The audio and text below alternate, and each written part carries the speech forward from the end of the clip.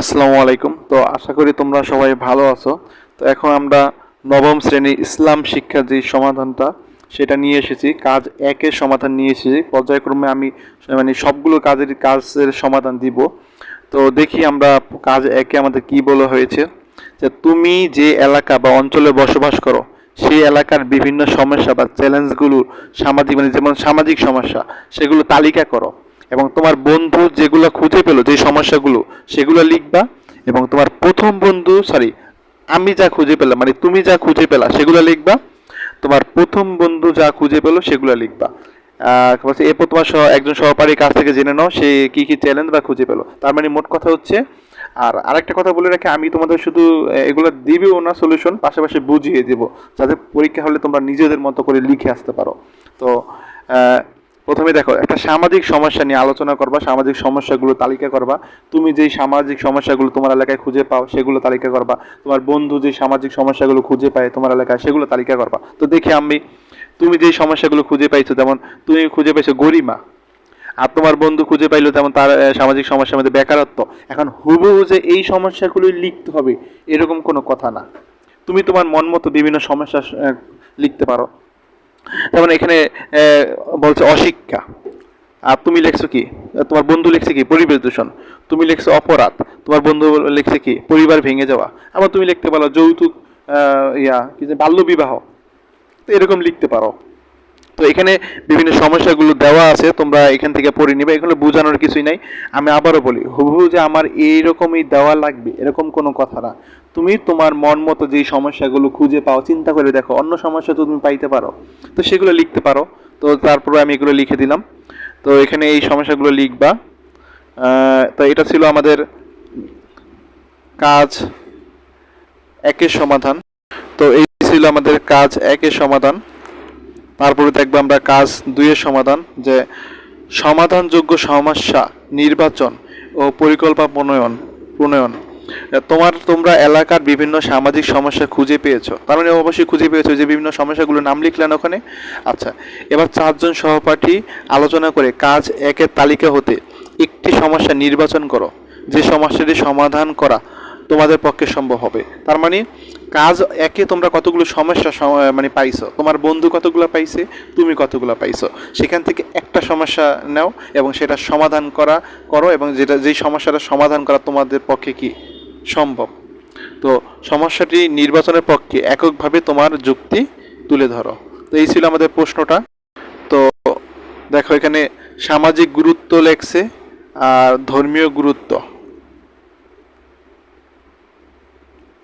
তো এখন আমরা দেখি উত্তরটা, সমাধানটা কেন তুমি নির্বাচন করেছো সেটা তোমার আর কি যুক্তি দিয়ে আর কি লিখতে বসে। তো কাজ দিয়ে দেখো, প্রথমে আছে সামাজিক গুরুত্ব, আর এই ছকে লিখবা কি, এই ছক বরাবর লিখবা ধর্মীয় গুরুত্ব। তো দেখো সামাজিক গুরুত্বের মধ্যে দেখো কি কি সমস্যা নির্বাচন করেছো। গরিমা, তো গরিমার মধ্যে এইগুলো দেওয়া আছে, ধর্মীয় গুরুত্বের এগুলো দেওয়া আছে। তারপরে বেকারত্ব, এখানে এটা দেওয়া আছে। তো এগুলো আমার মতে বোঝানোর কিছু নেই, তোমরা এগুলো পড়তে পারো। তো যেগুলো বোঝানোর সেগুলো আমি বুঝাই দিব। তো এখানে তারপরে শিশু শ্রম আছে, তারপরে মাদকাসক্তি আছে,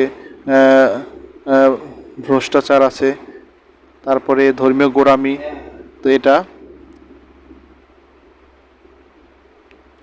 ছিল আমাদের কাজ এক আর দুইয়ের সমাধান। এখন আমরা দেখব কাজ তিন আর চারের সমাধানটা। তো দেখে আসো। আচ্ছা,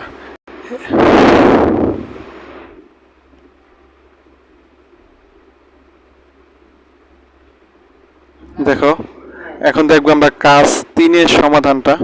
তো দেখো, তো তোমরা একটু বন্ধুরা একটু যারা আমার ক্লাসগুলো নমুনা ক্লাসটা করেছিলাম, তোমাদের কিন্তু আমি প্রতিবেদন শিখাইছিলাম এবং প্রতিবেদন লিখতে বলছিলাম, মনে আসেনি? দেখো তো যারা আমার স্টুডেন্ট আসো বা যারা আমার নমুনা ক্লাসটা দেখছো ইউটিউবে থেকে, তো দেখো সেই প্রতিবেদন কিন্তু এসে পড়েছে, দেখছো? তো দেখো, তোমার বিদ্যালয় বা এলাকার একটি ইতিবাচক উদ্যোগ চিহ্নিত করো।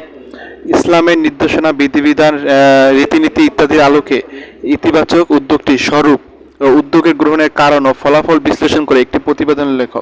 তার তোমার বিদ্যালয় এবং এলাকায় একটি ইতিবাচক উদ্যোগ চিহ্নিত করো, তুমি একটা ভালো একটা উদ্যোগ, যে কোনো একটা উদ্যোগ নিতে চাও সেটা চিহ্নিত করো, এবং ইসলামের নির্দেশনা ও বিধিবিধান ও রীতিনীতি ইত্যাদির আলোকে ইতিবাচক উদ্যোগটির স্বরূপ এবং উদ্যোগ গ্রহণের কারণ মানে কেন তুমি এই উদ্যোগটা গ্রহণ করছো এবং ফলাফল বিশ্লেষণ করে একটি প্রতিবেদন লেখো। মানে আমি একটু আরো বুঝাই দিই, মানে তুমি একটা যে কোনো একটা ভালো ইতিবাচক একটা উদ্যোগ গ্রহণ করবা, চিহ্নিত করো এবং এই উদ্যোগটা তুমি কেন গ্রহণ করছো সেই কারণটা বলবা এবং এই উদ্যোগ গ্রহণের ফলাফলটা কি হতে পারে সেগুলো নিয়ে একটা প্রতিবেদন তোমার কি করতে বলছে, লিখতে বলছে। তো দেখি আমরা কি উদ্যোগ গ্রহণ করছি। তো দেখো এখানে প্রতিবেদন শিরোনামটা লিখবা, দেখো ইসলামের দৃষ্টিতে বৃক্ষরোপণ কর্মসূচি। তো দেখো, তো আমাদের বিদ্যালয়ে প্রতি বছরই বৃক্ষরোপণ কর্মসূচি পালিত হয়, যা পরিবেশ সচেতনতা ও বৃদ্ধির লক্ষ্যে নেওয়া একটি মহৎ উদ্যোগ। ইসলাম ধর্মের পরিবেশের প্রতি যত্নবান হওয়া বিশেষ গুরুত্ব। তো দেখো এখানে উদ্যোগের স্বরূপটা এখানে লেখছে, এটা তো অবশ্যই লিখতে হবে। তারপরে দেখো ওই যে আমি বললাম না উদ্যোগটা কেন গ্রহণ করছো, সেই উদ্যোগের কারণ লিখতে হবে। কারণটা তো অবশ্যই লিখতে হবে, কারণ ওই প্রশ্নে লিখতে বলেছিল কেন তুমি উদ্যোগটা গ্রহণ করছো সেটার কারণ, এবং উদ্যোগটার ফলাফল মানে উদ্যোগটা গ্রহণ করার ফলে কী কী আমাদের কল্যাণ হইতে পারে সেগুলো লিখবে এখানে। আমি আর পড়লাম না, কারণ এগুলো তো বোঝার কিছু নেই, এমনি আমি ভিডিওটা লেট করে প্রকাশ করছি কারণ আমার অন্য কাজ আছে, ওই কাজগুলো শেষ করে আমার ভিডিও আপলোড করতে হয়। তো দেখো তারপরে এখানে উপসংখ্যা দিবা। তো এখানে উপসংখ্যা দেওয়া আছে, তোমরা এগুলো পড়লে নিজেরই বুঝতে পারবা, সহজ আছে। বৃক্ষরোপণ সম্পর্কে আর কি লিখছে। তারপরে দেখো এখন শোনো, আমি যে উদ্যোগটা বৃক্ষরোপণ লিখলাম তুমিও যে বৃক্ষরোপণ লিখবা এরকম কোনো কথা, তুমি তো অন্য কোনো উদ্যোগও নিতে পারো। তুমি যেমন সাপোজ তোমার এলাকায় যেই যারা অশিক্ষিত আছে তাদের মানে বা এরকম যা বাল্যবিবাহ বন্ধের একটা উদ্যোগ নিতে পারো। হ্যাঁ, তারপরে আরও অনেক ধরনের উদ্যোগ আছে। তো এই উদ্যোগগুলো তোমরা আর কি যারা আর কি গরিব লোক তাদের সাহায্য, সবার থেকে টাকা তুলে তাদের অনুদান দেওয়ার ব্যবস্থা করবা। তো এরকম বিভিন্ন ধরনের উদ্যোগ হতে পারে। তো দেখো তারপরে ইসলামের বিধিবিধান দৈনন্দিন জীবনে অনুশীলন করি। আচ্ছা, এই শিরোনামে প্রশ্নটা দেখি কি বলছে কাজ 4-এ। তুমি যে সামাজিক বিশ্লেষণ করেছ, তোমার এলাকায় বিভিন্ন সামাজিক সমস্যা চিহ্নিত, সমাধানযোগ্য সমস্যা নির্বাচন, সমাধানের পরিকল্পনা, ইসলামের বিধিবিধান আলোকের তা সমাধানের জন্য তোমার দৈনন্দিন জীবনে কোন কোন ক্ষেত্রে পরিবর্তন প্রয়োজন তা চিহ্নিত করে কিভাবে অনুশীলন করবে তা উল্লেখ করো। তো এই ছিল আমাদের কাজটা। তো এখানে একটা সমস্যা দেখো, ছক থেকে নির্বাচিত সমস্যা, ছকে কিন্তু অনেকগুলো সমস্যা তুমি চিহ্নিত করছো, সেখান থেকে একটা নির্বাচিত সমস্যা হচ্ছে কি শিক্ষা। তারপর নির্বাচিত সমস্যার নাম শিক্ষা দিলাম। তারপরে এখানে বলছে যে সমস্যা বা চ্যালেঞ্জটি সমাধানের উদ্দেশ্য, কিভাবে তুমি এই সমস্যাটা সমাধান করতে পারো।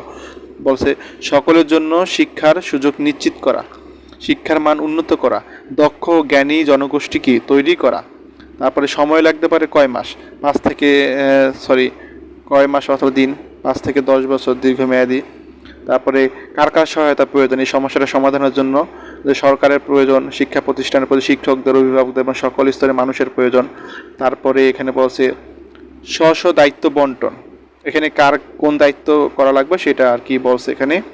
তারপরে বলছে শিক্ষা প্রতিষ্ঠান একটা মানসম্য শিক্ষা প্রদান করতে হবে, এখানে বলছে সেটা পড়বা। এই লেখাটা 2বার আসছে। শিক্ষকদের কি ভূমিকা সেটা লেখছে, তারপরে আমাদের অভিভাবকদের যে ভূমিকা সেগুলো লেখছে, তারপরে ইসলামের বিধিবিধান ও নির্দেশনা চর্চা বা প্রয়োগ এগুলো লিখছে। আমি আবার বলছি এগুলো আমি বুঝিয়ে দিলাম না, কারণ এগুলো বোঝানোর কিছু নাই। ও গণিত, ইংলিশ বা বিজ্ঞান এগুলো হলে আমি বুঝিয়ে দিতাম, কারণ এগুলো সহজ আছে, তোমরা পড়লে পারবা। তো এখানে 7 নম্বরে যেটা আছে সেটা লিখবা। তো এই ছিল আমাদের সমাধানটা। তোমরা সমাধানটা মানে ভালো করে বুঝে বুঝে করো, আর কিছু না বুঝতে পারলে আমাকে বলবা, আমি বুঝিয়ে দিব। তো ঠিক আছে, সবাই ভালো থেকো। আসসালামু আলাইকুম।